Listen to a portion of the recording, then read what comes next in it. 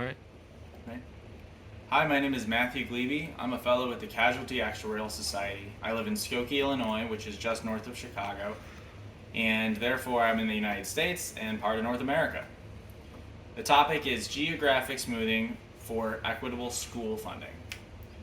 It's hard to realize true investment in education, especially in America. And the reason for that, though, is it just takes decades to take effect. You're unlikely to receive recognition for that effort, and especially here, it ends up getting caught up in partisanship and gridlock due to the first two reasons. One such issue has to do with school funding itself. For primary and secondary education, most of the funding comes from local taxes, usually property taxes. And as a result, if you are in a district that has less economic development or lower home values, you can end up with less money spent per student, and the result is no surprise, but lower performance overall relative to the countrywide average. This disparity can be seen even, nearby one another. There are some districts that are just down the street from another, and there can be a huge gap. Exacerbating the issue is that families often move from a lower quality district to a higher quality district, which drives up the home values, drives up the price, drives up the tax base, drives up the funding for the newer district, and widens the gap further.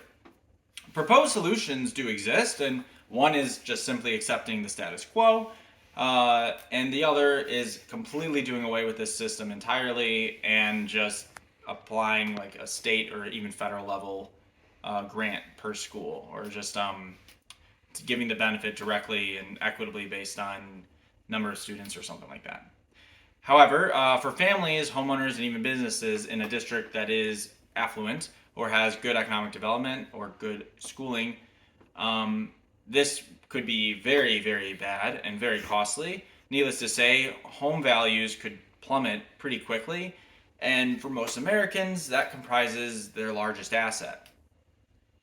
For families outside of those districts, though, obviously the status quo is not good either, and doing nothing still continues to cause harm.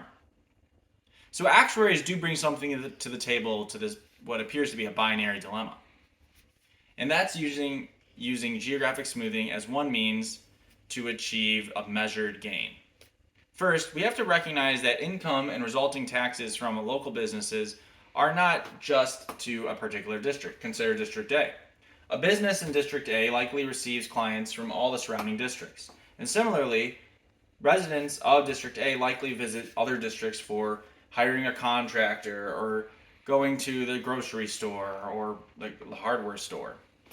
So it would make sense that a small portion of that benefit should be shared between locales.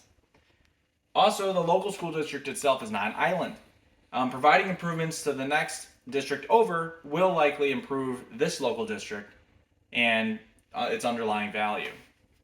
Geographic smoothing, radial, kernel, or otherwise, can be this measured approach, where for District A, we might apply a percentage, the first percentage benefit here, and then we select like the first radial ring, for example, like this. And now we're going to apply for each of the districts that fall within here, which include all these first tier ones. They would get the next benefit from District A's tax base. And then we have another radial circle, and that can apply so on and so forth. So the resulting equation is something like, instead of all the tax benefit going to A being just equivalent to its tax basis itself, it would be a weighted average between A and the surrounding districts. This will allow the governing officials to tweak those weights to approximate and eventually move towards more equity over time, as opposed to being a single-year approach. And this can also enable the beginning of genuine change in school funding. I hope you like this idea. I think that geographic smoothing can be applied in many scenarios outside of this, and there are various methods to apply just from more advanced actuarial practice, but I think that this is a great opportunity to improve school funding.